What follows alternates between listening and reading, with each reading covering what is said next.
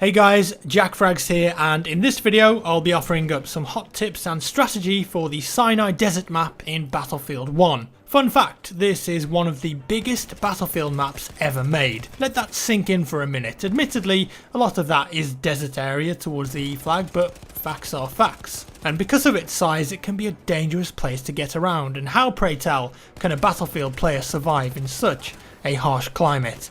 Let's see.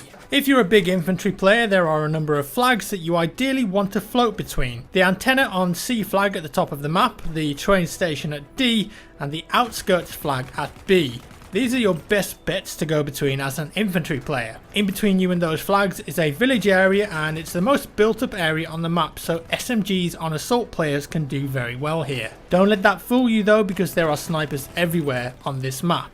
Over towards B, there are multiple sniper spots near the rocks, so even heading over there can be dangerous. Keep out of line of sight as best you can and use the sand dunes and rocks as cover. If the dust storm comes in, even better, because you can easily use the horses to sneak behind enemy cover without being seen. And learn the spawn locations of the elite classes too. They spawn at 3 of the flags. If you want the tank hunter, he's over at E, the flame trooper spawns at B, and the sentry spawns over at F. Once they've been used and the player is killed, I believe they spawn back in after a few minutes, so be on the lookout. If you want to play as a sniper on Sinai Desert, then you've got a wealth of positions to choose from. Over at F, there are some rock cliffs you can get on top of and have a good lookout over towards the middle of the map. This point is also perfect for the rush game mode.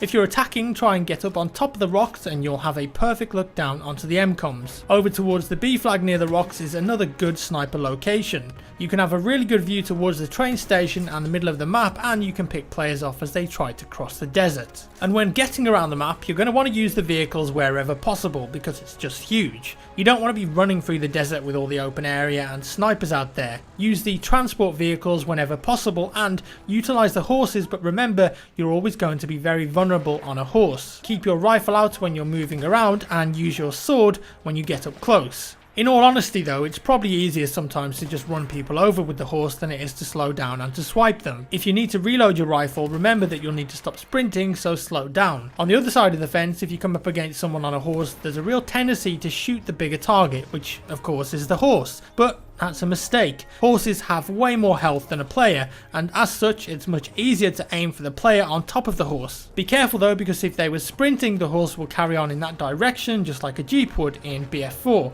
and if it comes near you and hits you, it will kill you. The hitboxes are pretty large. If you come up against a vehicle on a horse, you do have 2 light anti-tank grenades to utilise, but really they aren't going to do that much damage against tanks unless they're already damaged quite badly, but kills are possible. And remember about the armoured train as well. If your team has it, use it. There are gunner spots throughout it, and the driver can stop at 2 of the flags and help to capture them. Be wary though, because it's extremely vulnerable from the sky. In fact, planes with rockets or the tank hunter packages can do some serious damage, and another tactic is for assault players to drop down mines on the track. The train can do very little about them itself, so they're going to do some real damage if they hit. And another thing about planes, if they're taking control of the game, remember that the artillery truck has an anti-air package available. Use it if you need to. The artillery truck can be fairly underutilized because people want to mainly focus on the tanks, but sometimes the air vehicles really do need to be dealt with. And finally, when playing Rush, there's a big new tool at your disposal: artillery. When you're defending, you can run up to an objective and hold U's on it to send out artillery. It's worth using it because if nothing else is keeping the attacking team back or on their toes, you can do it on both objectives and it will detect enemy positions and send out a massive barrage of fire. Could save your ass if you're in a pinch. And that's all for today guys. I hope you enjoyed these tips and tricks for the Sinai Desert map in the Battlefield 1 beta. As always, thank you for watching. Give me a thumbs up if you enjoyed the video, a thumbs down if you didn't, and I'll see you in the next one.